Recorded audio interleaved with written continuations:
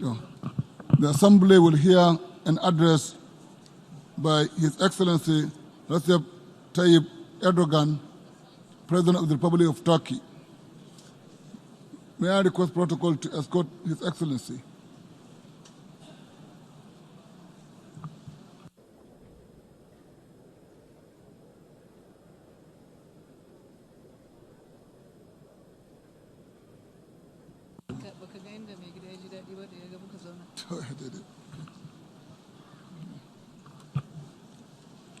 On behalf of the General Assembly, I have the honor to welcome to the United Nations His Excellency Recep Tayyip Erdogan, President of the Republic of Turkey, and to invite him to address the Assembly.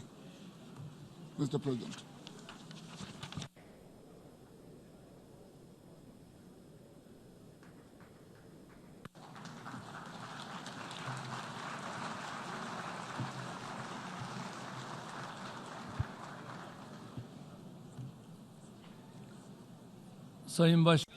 Honorable President, distinguished heads of states and governments, distinguished Secretary General, esteemed delegates, I would like to salute you all with my most heartfelt emotions on behalf of my personal self and my nation. I would like to thank Ms. Espinosa for her successful work over the past year. I also wholeheartedly congratulate Mr. Mohammed Bande, who has taken over the presidency of the General Assembly for the 74th session, and I hope and pray that the 74th session of the GA will bring peace and prosperity to the whole world and humanity. Esteemed delegates, our world today faces many challenges and pain resulting from injustice at a global scale. The great scholar of our civilization, Rumi, has once defined justice as the following, quote, sharing amongst the people the rights and obligations appropriately and allocating to them what they are entitled to.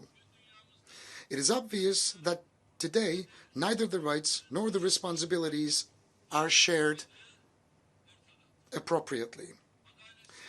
In the meantime, injustice generates instability, power struggles, crises, waste, and extravagance. Yet, the organization where we're gathered today was established in the aftermath of the Second World War with the eventual purpose of eradicating injustice.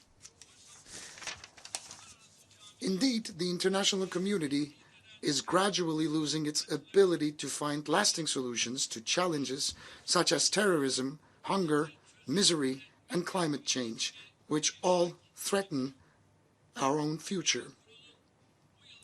It is with no doubt that the General Assembly has a very fitting theme for the 74th session, galvanizing multilateral efforts for poverty eradication, quality education, climate action, and inclusion. But what's more important than that is to understand what we can achieve together. It is unacceptable to see that one part of the world lives in luxury and enjoys benefit of prosperity, while people in other parts of the world suffer in the hands of poverty, misery, and illiteracy. It is painful to see that a fortunate minority in the world are discussing issues such as digital technology, robotics, artificial intelligence, and obesity, whereas more than 2 billion people live under the poverty line and 1 billion people suffer from hunger. We cannot turn our back to the reality that if all of us are not safe, none of us will be safe. For many years I've been saying from this rostrum that we cannot leave the fate of humanity up to the discretion of a handful of countries. Today, I would like to reiterate once again that the world is greater than 5.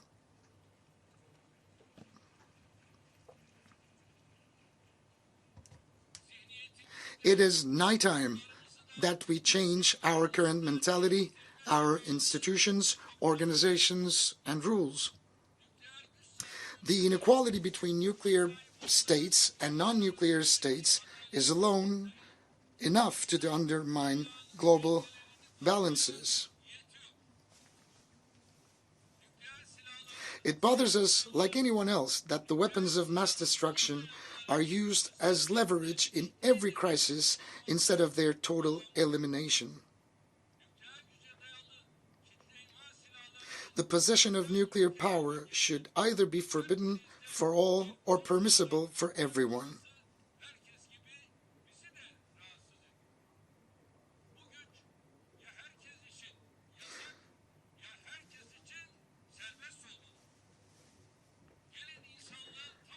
For the sake of a peaceful future for all humanity, let us solve this problem as soon as possible on the basis of justice. At a time when 13 people lose their lives due to air pollution every minute and where global warming threatens our own future, we cannot remain indifferent in the face of such challenges. First and foremost, we need to strengthen the United Nations' potential and efficiency. In particular, we should carry out at once the much-needed fundamental reforms in line with the principles of justice and equality within the Security Council.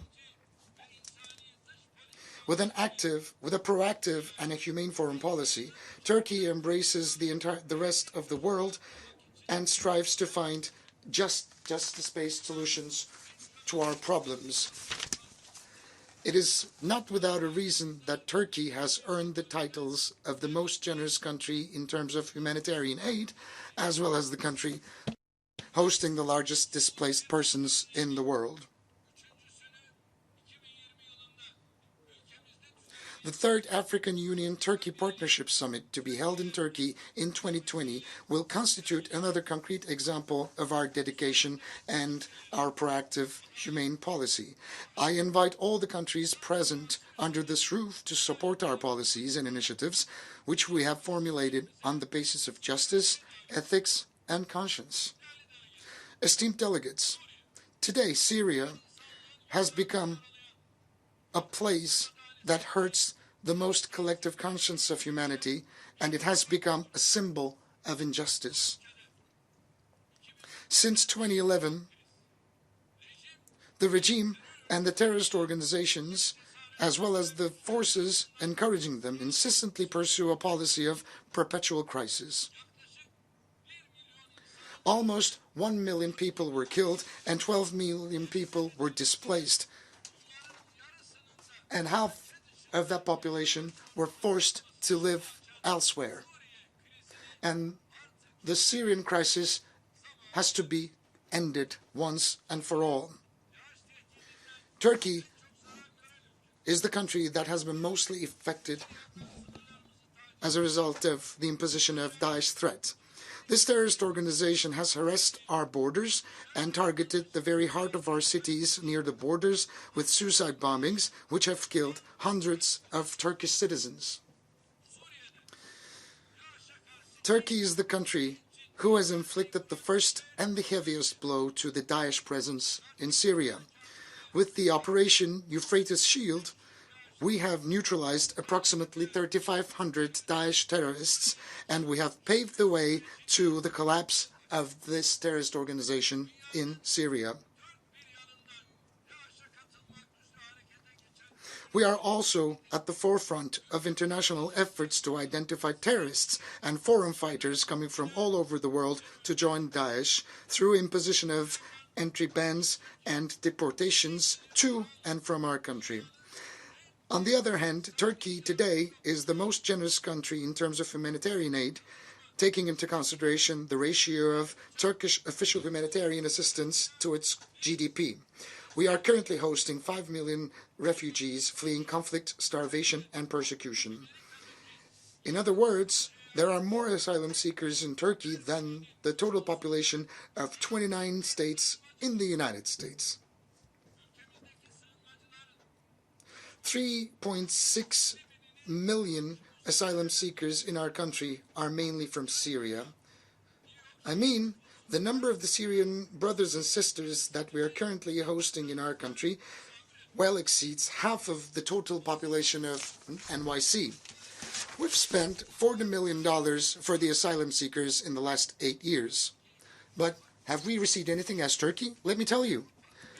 From the EU, we have until so far received, not directly into our national budget, by the way, just through international organizations, which was allocated to Disaster Relief Agency of Turkey and the Turkish Red Crescent, not more than 3 billion euros. 365,000 of the asylum seekers who fled to our country safely returned to the areas we have secured in Syria, such as cities of Jarablus and elsewhere.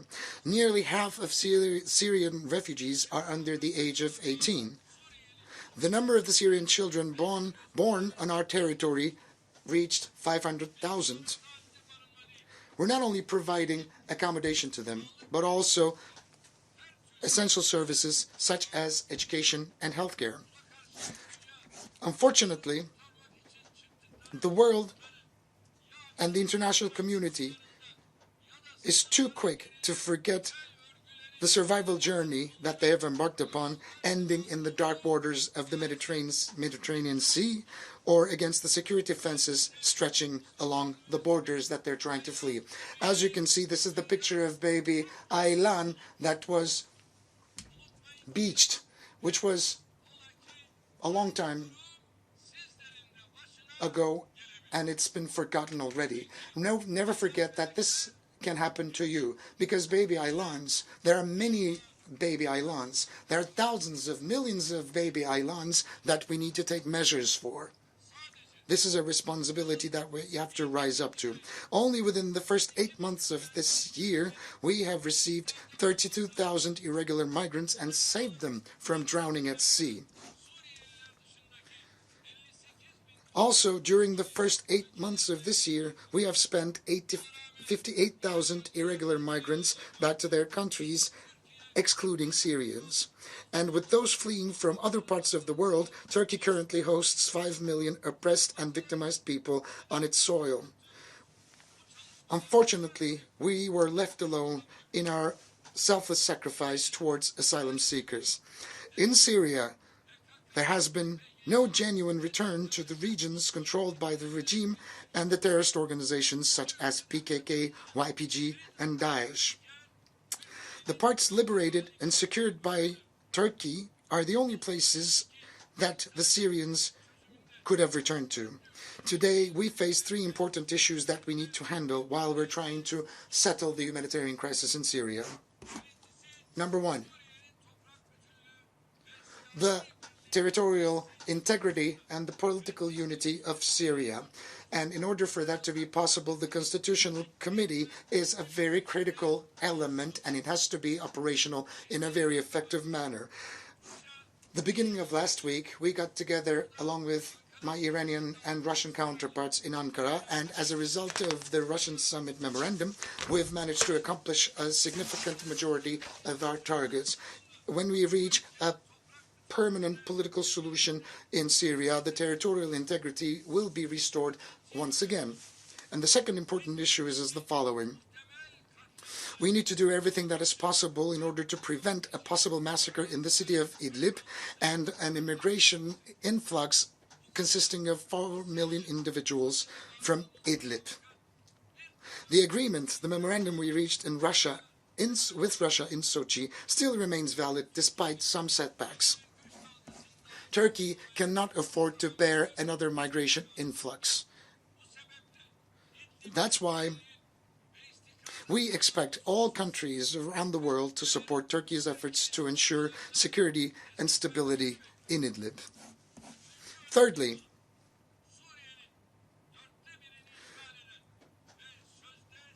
the elimination of PKK and YPG terrorist organizations in the east of the Euphrates, which occupy a quarter of Syria and tries to legitimize itself under the name of the so-called Syrian Democratic Forces.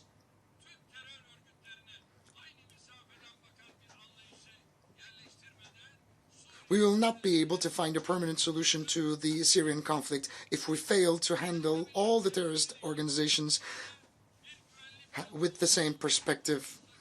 Our talks with the United States with a view of establishing a safe zone in Syria continue. We intend to establish a peace corridor with a depth of 30 kilometers and a length of 480 kilometers in Syria and enable the settlement of 2 million Syrians there with the support of the international community.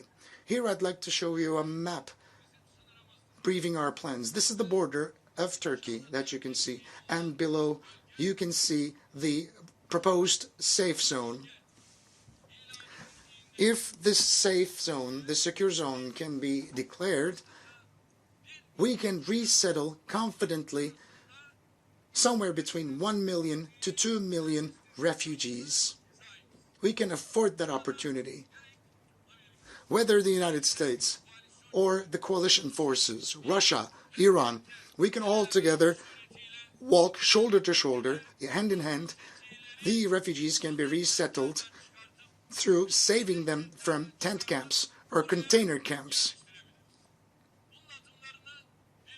We can take the steps that are necessary forward all together. This is not a burden that we can bear exclusively as the Republic of Turkey. We need to take the necessary measures as soon as possible.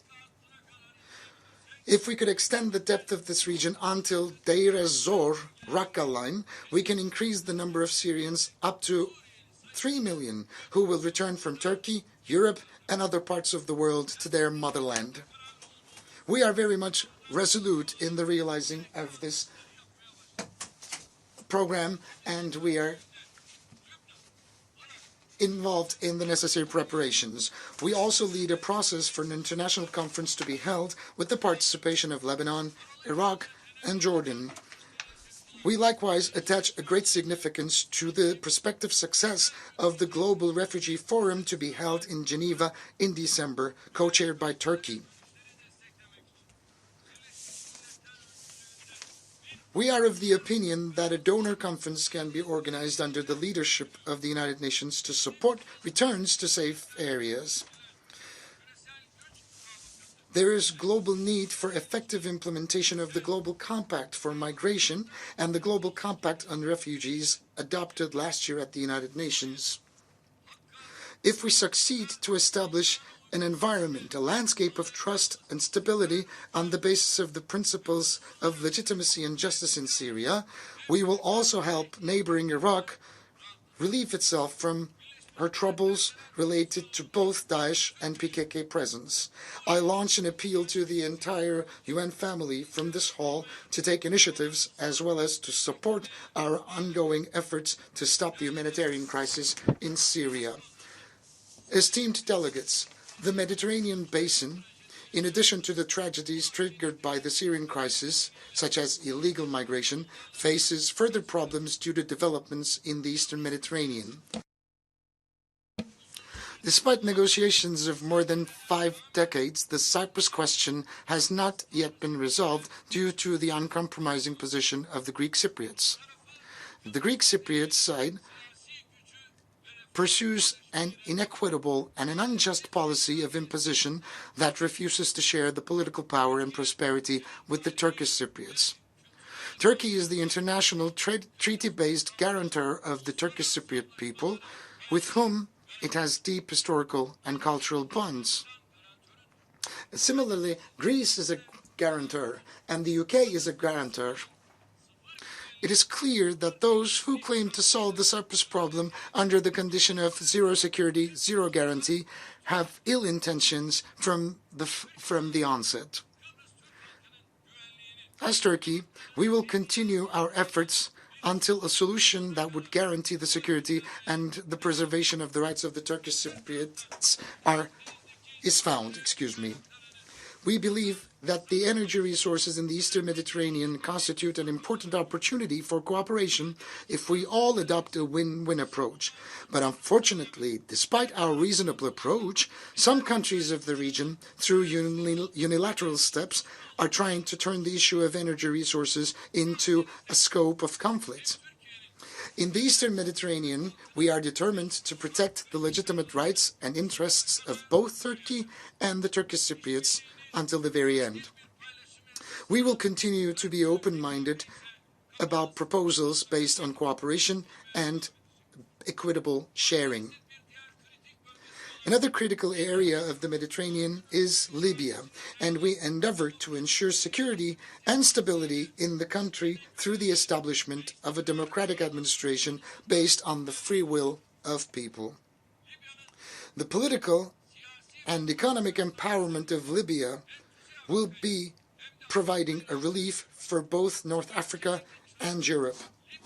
The solution in this country can be explored by only respecting the choices and the free will of the Libyan people. Interventions in Yemen and Qatar have had serious consequences from a both humanitarian and economic point of view. We should all seek an immediate settlement of the disputes in the region that re-emerged due to the attacks on oil production facilities. Journalist Jamal Khashoggi, who was brutally slaughtered last year,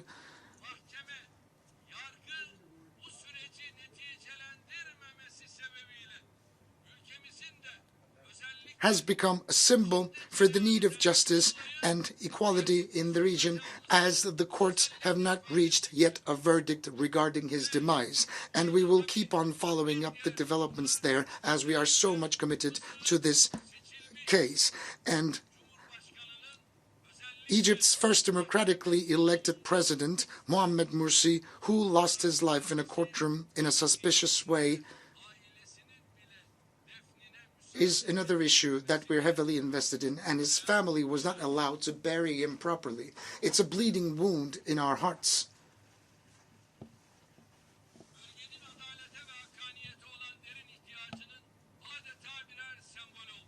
They have both become a deep symbol for the need to equality and justice in the region. We also hope that the discussions about Iran's activities, as well as related threats to this country, will be resolved in a rational framework. Esteemed delegates, today the Palestinian territory under Israeli occupation have become one of the most striking places of injustice. If the images of an innocent Palestinian woman who was murdered heinously by Israeli security forces on the street just a few days ago will not awake the global conscience, then we are standing at a point where words are not sufficient. I'm quite curious. What about this map of Israel? Where is Israel? Where does the land of Israel begin and end? Look at this map. Where was Israel in 1947? And where is Israel now? Especially between the years 1949 and 1967. Where was Israel and where is Israel now? Look, this is 1947, the land of Palestine. There's seemingly almost no Israeli presence on these lands. The entire territory belongs to the Palestinians, so the map suggests. But the year 1947, the distribution plan takes place, gets ratified, Palestinian lands start shrinking, and Israel starts expanding. And from 1947 to 1967, Israel is still expanding, Palestine is still shrinking. And today, the current situation, there is seemingly no Palestinian presence. The entire land belongs to Israel. But would it suffice Israel? No. Israel is still willing to take over the remaining of the land, but what about the United Nations Security Council? What about the United Nations? And what about the resolutions therein? Are those resolutions being activated? Are they being implemented and enforced? No. So we have to ask ourselves, what does the UN serve? Under this roof, we are producing resolutions without any effect. So when do you think, or where do you think justice can prevail? This is our main suffering. This is where the pain is coming from. The current Israeli government and the administration, right next to these murders and atrocities, is busy with intervening and attacking the historical legal status of Jerusalem and holy sacred lands and artifacts. As Turkey, we have a very clear stance on this issue. The immediate establishment of an independent Palestinian state with homogeneous territories on the basis of the 1967 borders with East Jerusalem as its capital is the only solution.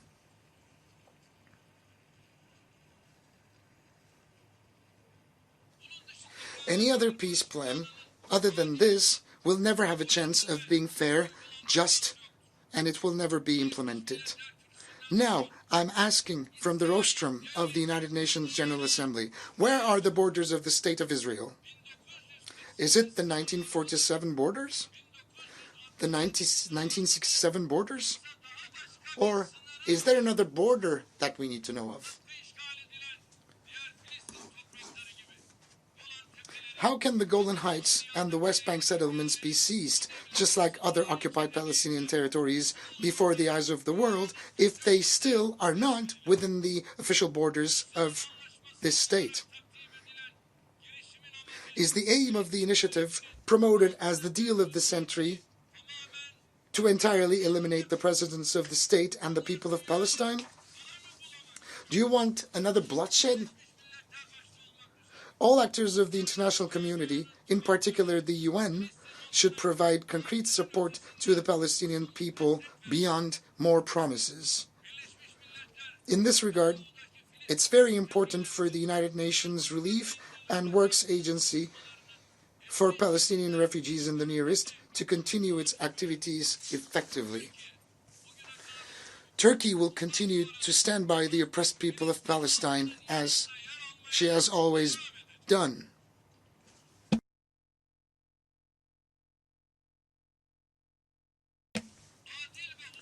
It is also very important for a fair and a peaceful future that the South Caucasus ceases to be one of the areas of conflict and tension in the world.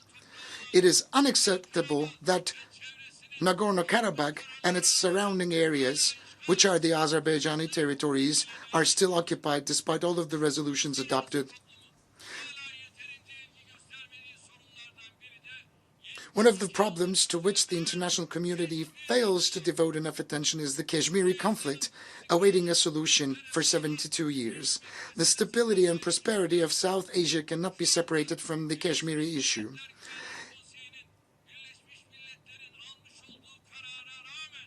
Despite the resolutions adopted by the United Nations Security Council, Kashmir is still besieged and 8 million people are still stuck in Kashmir. They cannot get out. In order for the Kashmiri people to look towards a safe future with their Pakistani and Indian neighbors, it is imperative to solve this problem through dialogue on the basis of justice and equality instead of conflict. Another issue that the world seems to remain indifferent is the humanitarian tragedy Rohingya Muslims are currently facing. The Independent Commission of Inquiry established under the United Nations has recorded the existence of a genocidal intent behind the events perpetrated in Myanmar's Rakhine State. Turkey will continue to carry out its initiatives and endeavors to ensure the security and fundamental rights of the Rohingyas, as well as the humanitarian relief activities we have undertaken since the first day. The invasions, the conflicts, and terrorist activities that continued in an uninterrupted fashion for almost 4 decades in Afghanistan have led to significant challenges at a global level. It is now time for peace and security to be restored. This is up to us to assume responsibility and take up action. Esteemed delegates, today one of the biggest threats to global peace and stability is the skyrocketing racist, xenophobic, discriminatory, and anti-Islamic rhetoric. Muslims are ranking number one, whose who are the subjects of hate speech, discrimination, and defamation against their sacred values. The most striking example is the terrorist attack that took place last March in Christchurch in New Zealand. Just like the terrorist attack targeting Muslims in New Zealand was unacceptable, the acts of terrorism targeting Christians in Sri Lanka and Jewish communities in the United States are equally wrong and unacceptable. We are responsible for turning this disease into a raging insanity. The populist politicians seeking to garner votes by provoking these tendencies, as well as the communities normalizing hate speech under the pretext of freedom of expression, are in the leading spots, and they are the ones to blame.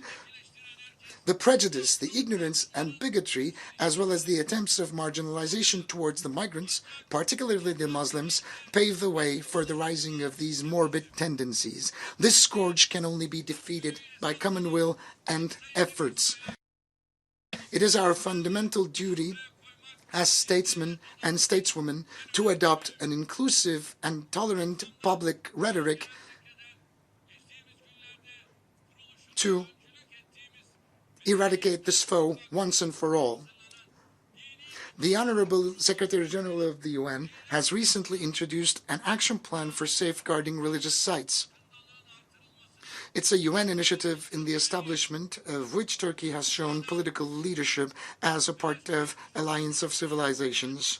We hope that this action plan will help raise awareness on this issue, and I hereby request the designation of March the 15th by the United Nations as the day when the Christchurch attack was carried out to become the International Day for Solidarity Against Islamophobia.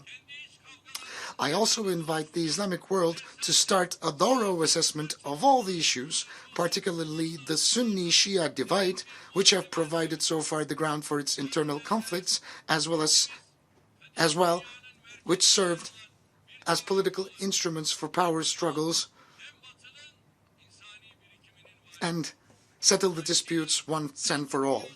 Turkey is a rightful successor to the collective heritage of both Eastern and Western civilizations due to our geographical location at the center of the ancient world. Therefore, we are obliged to take necessary steps forward and assume responsibility and rise up to the occasion.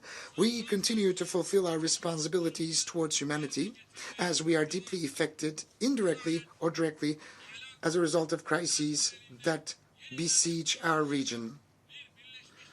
A United Nations, and in particular a Security Council reformed on the basis of justice, moral values and conscience, will provide hope and aspiration to humanity once again. Turkey stands ready to support all of the endeavors and initiatives in that regard.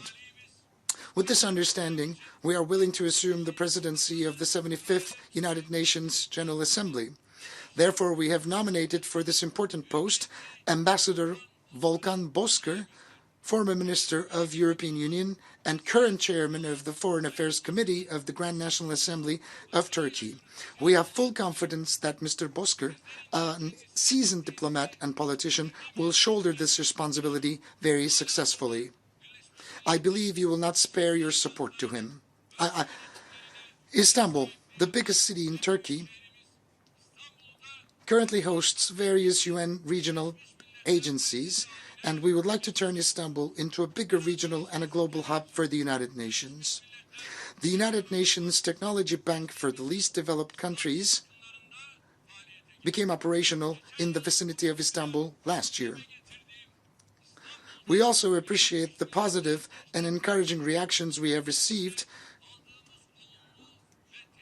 in return for our proposal to host a United Nations Youth Center in Istanbul, which I have announced last year from this very rostrum. The members to the UN Group of Friends of Mediation that we co-chair have reached 59. We have carried this UN initiative into the Organization for Security and Cooperation in Europe and the Organization of Islamic Cooperation. I believe that it is within our reach to find fair, equitable, and conscientious solutions to all of the global challenges that we face. And I would like to conclude my remarks with the following wishes: freedom for all, peace for all, prosperity for all, justice for all, a peaceful and a safe future for all. I wish the work of the 74th session of the UNGA to be successful. I greet you all with my most heartfelt emotions, with love and respect on behalf of my people.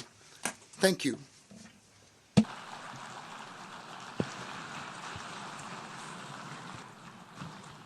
On behalf of the General Assembly, I wish to thank President of the Republic of Turkey, His Excellency Recep Tayyip Erdogan, for the statement just made.